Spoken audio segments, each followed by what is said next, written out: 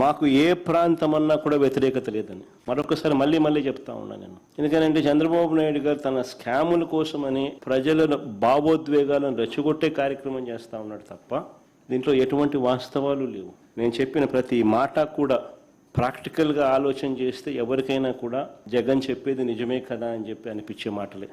రాజధాని విషయంలో మేము ఇచ్చిన సలహాని ప్రభుత్వం పక్కన పెట్టిన నేపథ్యంలో సెల్ఫ్ ఫైనాన్స్ ప్రాజెక్ట్ అనేది పూర్తిగా పక్కకు పోయిన నేపథ్యంలో కేవలం అప్పుల మీదే రాజధాని పనులు ఆధారపడ్డ నేపథ్యంలో వాస్తవ పరిస్థితులు 1,00,000 ఎకరాల అమరావతిలో కేవలం రోడ్లు, డ్రైనేజ్ వ్యవస్థ, నీళ్లు, కరెంటు కోసమే ఇంత డబ్బు పెడితే ఇక ప్రజలు, రాష్ట్రం ఏం కావాలి అని మరొకసారి ప్రశ్నిస్తూ ఉన్నా. మేము తాపత్రయపడిందల్లా రాష్ట్ర ఆర్థిక పరిస్థితులు బాగోలేవు అన్న నిజాన్ని పరిగణలోకి తీసుకుని ప్రజల ప్రయోజనాలు, రాష్ట్ర ప్రయోజనాలకు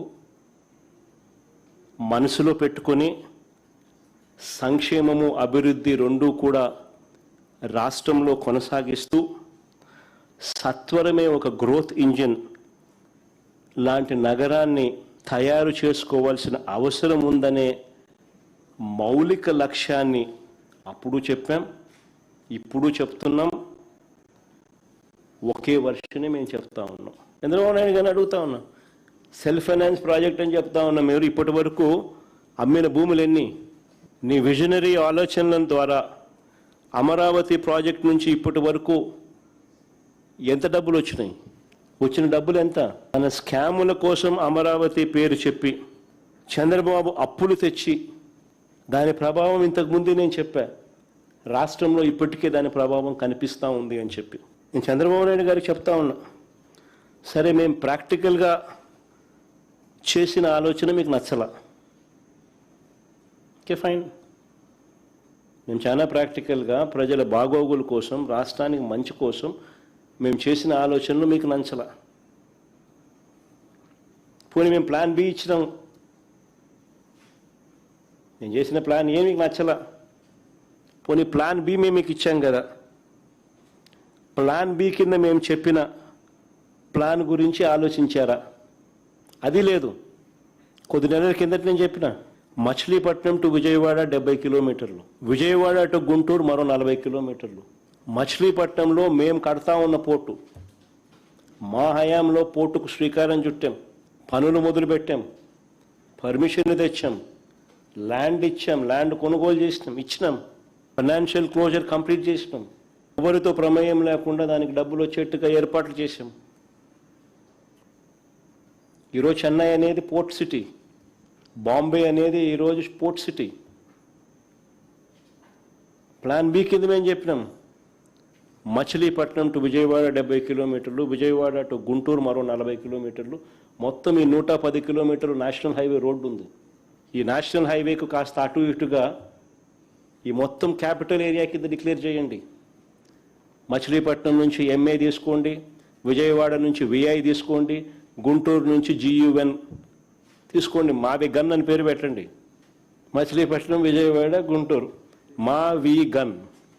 గన్ అంటే బాగుండదు నీకు, అది జగన్ అనేది గుర్తుకొస్తుంది లేననుకుంటే సరే వేరే పేరు పెట్టండి. మచిలీపట్నం నుంచి ఎంఏ తీసుకోండి, విజయవాడ నుంచి విఐ తీసుకోండి, గుంటూరు నుంచి GUN తీసుకోండి, మావి గన్ అని పెట్టండి. ప్రమాణమైన 110 కిలోమీటర్లు క్యాపిటల్ ఏరియాని డిక్లేర్ చేయండి, కారిడార్ కింద క్యాపిటల్ ఏరియాని. కనీసము ప్లాన్ బి అన్న కనీసం పిక్చర్లోకి వస్తే అట్లీస్ట్ నువ్వు పెట్టే 2,00,000 కోట్ల రూపాయలు ఈ రాజధాని ప్రాంతంలో అది అయ్యేది కాదు, సచ్చేది కాదు. ఆ 2,00,000 కోట్లలో 10% పెడితే చాలు. ఈ మచిలీపట్నంకు, ఈ విజయవాడకు, ఈ గుంటూరు మధ్య కనెక్టివిటీ కోసం, రింగ్ రోడ్లు, ఇతరాతర పనుల కోసం, ఇతర మౌలిక సదుపాయాలు, చిన్న మౌలిక సదుపాయాల కోసం 10% పెడితే చాలు.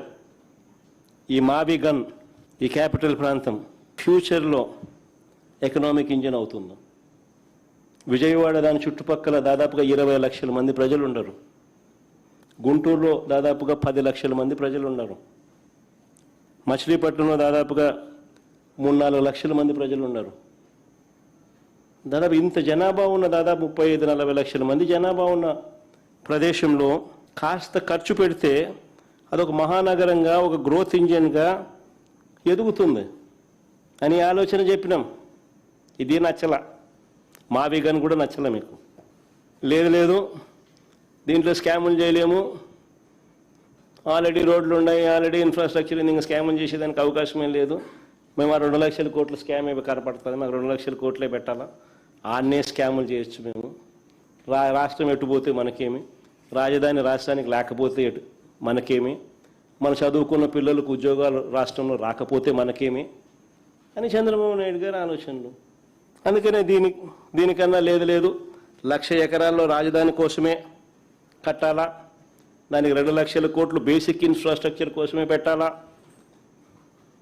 అక్కడ అక్కడే రోడ్లు వేయాలా, అక్కడే డ్రైనేజీలు వేయాలా, అక్కడే వాటర్ కనెక్షన్లు ఇవ్వాలా, అక్కడే కరెంటు.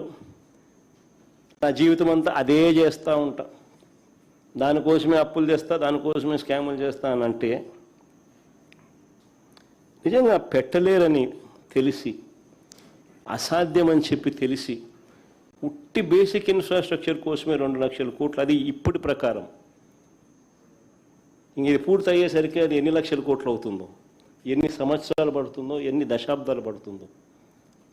సో సాధ్యం కానిది ఒక పెట్టలేరని తెలిసి కేవలం నీ స్వార్థం కోసం నువ్వు నీ బినామీల ఆస్తుల విలువలు పెంచుకునే దానికోసం రాష్ట్రం మీద భారం మోపుతూ, అప్పులు తీసుకొస్తూ, రాష్ట్రానికి సంబంధించిన సంక్షేమాన్ని, అభివృద్ధిని పూర్తిగా గాలికి వదిలేసి రాష్ట్రాన్ని అంధకారంలోకి, అప్పుల ఊబులేకి నెట్టేసే కార్యక్రమం చేస్తూ ఉన్నారు చంద్రబాబు నాయుడు గారు. ఆశ్చర్యం ఏమిటో తెలుసా, మొన్న అసెంబ్లీ సమావేశాల్లో చంద్రబాబు నాయుడు గారు మాట్లాడింది చూస్తే ఇంకా ఆశ్చర్యం కలిగించే విషయాలు కొన్ని ఉన్నాయి.